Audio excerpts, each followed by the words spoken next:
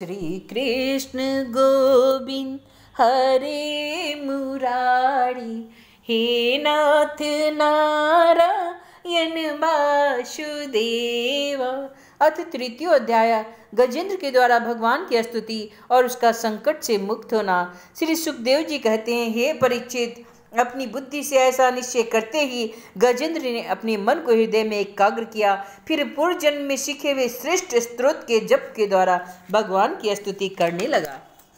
गजेंद्र ने कहा, जो जगत के मूल कारण है और सबके हृदय में पुरुष के रूप में विराजमान है एवं समस्त जगत के एकमात्र स्वामी है, जिनके कारण इस संसार में चेतनता का विस्तार होता है, उन भगवान को मैं नमस्कार करता हूँ, प्रेम से उनका ध्यान करता हूँ। यह संसार उन्हीं में स्थित है, उन्हीं की सत्ता में प्रतीत हो रहा है, वे ही इसमें व्याप्त हो रहे हैं और स्वयं वे ही इसके रूप में प्रकट हो रहे हैं। यह सब होने पर भी इस संसार और इसके कारण प्रकृति से सर्वथा भी पड़े हैं। उन स्वयं प्रकाश स्वयं से सत्तात्मक भगवान की मैं शरण ग्रहण करता हूँ। यह विश्व प्रपंच उन्हीं की माया से उनमें अध्यस्त है। यह कभी प्रतीत होता है तो कभी नहीं भी, परंतु उनकी दृष्टि तो ज्यों की त्यों एक सी रहती है। वे इसके साक्षी हैं और वे उन दोनों को भी देखते ही रहते हैं। वे सबके मूल है और अपने मूल भी वही हैं, कोई दूसरा उनका कारण नहीं है। वे ही समस्त कार्य और कारणों से अतीत प्रभु मेरी रक्षा करे, मेरी रक्षा करे।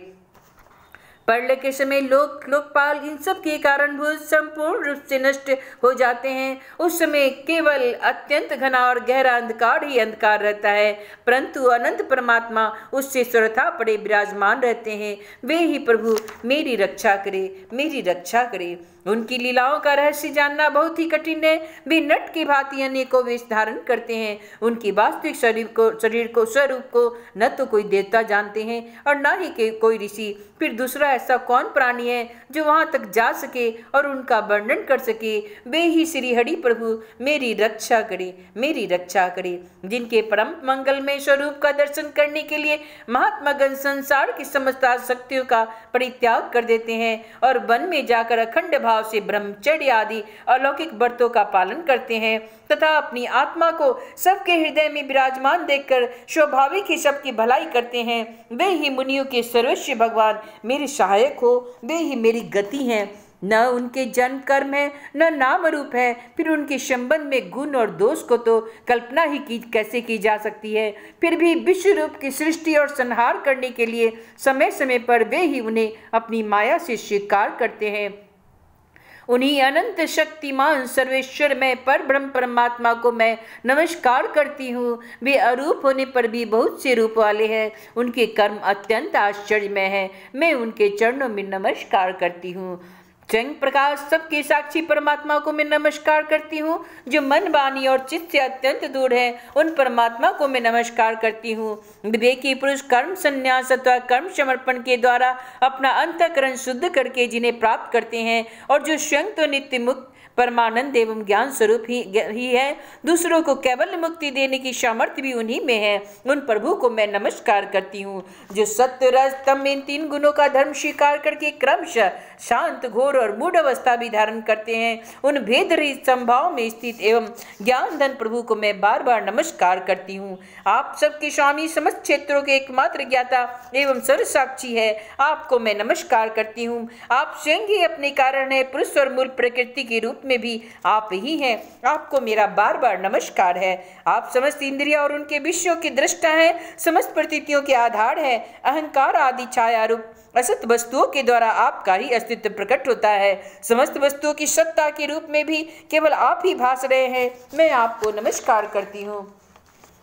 आप सबके मूल कारण हैं, आपका कोई कारण नहीं तथा कारण होने पर भी आप में विकार या परिणाम नहीं होता, इसलिए आप अनोखे कारण हैं। आपको मेरा बारंबार नमस्कार है। जैसे समस्त नदी झरने आदि का परम आश्रय समुद्र है, वैसे ही आप समस्त वेद और शास्त्रों के परम तात्पर्य है। आप मोक्ष स्वरूप हैं और समस्त संत आपकी ही शरण ग्रहण करते हैं, अतः आपको मैं नमस्कार करती हूँ। जैसे यज्ञ के काष्ठ अग्नि में अग्नि गुप्त रहती है, वैसे ही आपने अपने ज्ञान को गुणों की माया से ढक रखा है। गुणों में क्षोभ होने पर भी उनके द्वारा विविध प्रकार की सृष्टि रचना का आप ही संकल्प करते हैं। जो लोग कर्म संन्यास अथवा कर्म समर्पण के द्वारा आत्म तत्व की भावना करके वेद शास्त्रों से ऊपर उठ जाते हैं, उनके आत्मा के रूप में आप स्वयं ही प्रकाशित हो जाते हैं। आपको मैं नमस्कार करती हूँ, नमस्कार करती हूँ। जैसे कोई दयालु पुरुष फंदे में पड़े हुए पशु का बंधन काट दे, वैसे ही आप मेरे जैसे शरणागतों की फांसी काट देते हैं।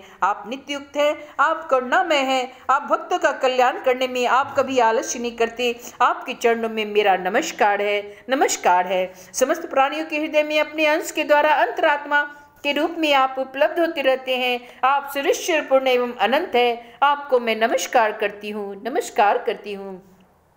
जो लोग शरीर, पुत्र, गुरुजन, गृह, संपत्ति और स्वजनों में आसक्त हैं, उन्हें आपकी प्राप्ति अत्यंत कठिन है, क्योंकि आप स्वयं गुणों की आसक्ति से रहित हैं। जीवन मुक्त पुरुष अपने हृदय में आपका निरंतर चिंतन करते रहते हैं। उन सर्वेश्वरपूर्ण ज्ञान स्वरूप भगवान को मैं नमस्कार करती हूँ, नमस्कार करती हूँ। धर्म, अर्थ, काम और मोक्ष की कामना से मनुष्य उन्हीं का भजन करके अपनी अभीष्ट वस्तुएं प्राप्त कर लेते हैं। इतना ही नहीं, वे उनको सभी प्रकार का सुख देते हैं और अपने ही जैसा अविनाशी पार्षद शरीर भी दे देते हैं। वे ही परम दयालु प्रभु मेरा उद्धार करे, मेरा उद्धार करे।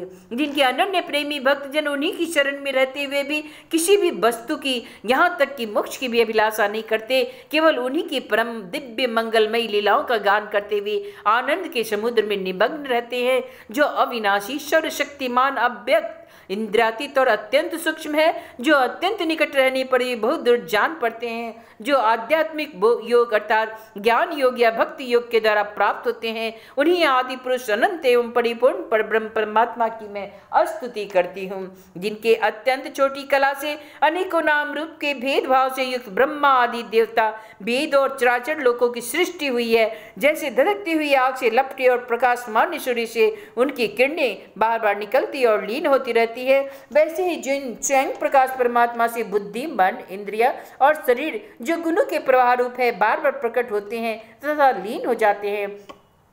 वे भगवान न देवता है और ना ही असुर, वे मनुष्य और पक्षी भी नहीं है। न तो वे स्त्री है और ना ही वे पुरुष हैं, ना ही वे नपुंसक है। वे कोई साधारण या असाधारण प्राणी भी नहीं। न वे गुण है, ना ही कर्म है, ना कार्य है और ना ही कारण है। सबका निषेध हो जाने पर जो कुछ बचा रहता है वही उनका स्वरूप है, तथा वे तो सब कुछ है। वे ही परमात्मा मेरे उद्धार के लिए प्रकट हो, वे ही परमात्मा मेरे उद्धार के लिए प्रकट हो। मैं जीना नहीं चाहता। यह हाथी की योनि बाहर और भीतर सब ओर से अज्ञान रूप आवरण के द्वारा ढकी हुई है। इसको रखकर करना भी क्या है?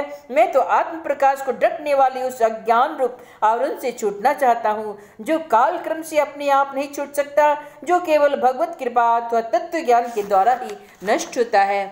इसलिए मैं उन पर ब्रह्म परमात्मा की शरण में हूँ, जो विश्व रहित होने पर भी विश्व के रचयिता और विश्व स्वरूप है। साथ ही जो विश्व के अंतरात्मा के रूप में विश्व रूप सामग्री से क्रिया भी करते रहते हैं, और उन अजन्मा परम पद स्वरूप ब्रह्म को मैं नमस्कार करती हूँ, नमस्कार करती हूँ। योगी लोग योग के द्वारा कर्म वासना और कर्म फल को भस्म करके अपने योग शुद्ध हृदय में जिन योगेश्वर भगवान का साक्षात्कार करते हैं, उन प्रभु को ही मैं नमस्कार करती हूँ, मैं नमस्कार करती हूँ।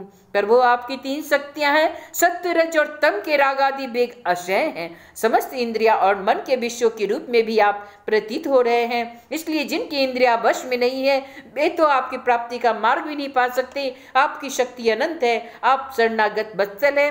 आपको मैं बारंबार नमस्कार करती हूँ, नमस्कार करती हूँ। अपनी माया अहम बुद्धि से आत्मा का स्वरूप ढक गया है, इसी से यह जीव अपने स्वरूप को नहीं जान पाता। आपकी महिमा अपार है। उन सर्वशक्तिमान एवं माधुर्य निधि भगवान की मैं शरण में हूँ। श्री सुखदेव जी कहते हैं, परिचित, गजेंद्र ने बिना किसी भेदभाव के निर्विशेष रूप से भगवान की स्तुति की थी।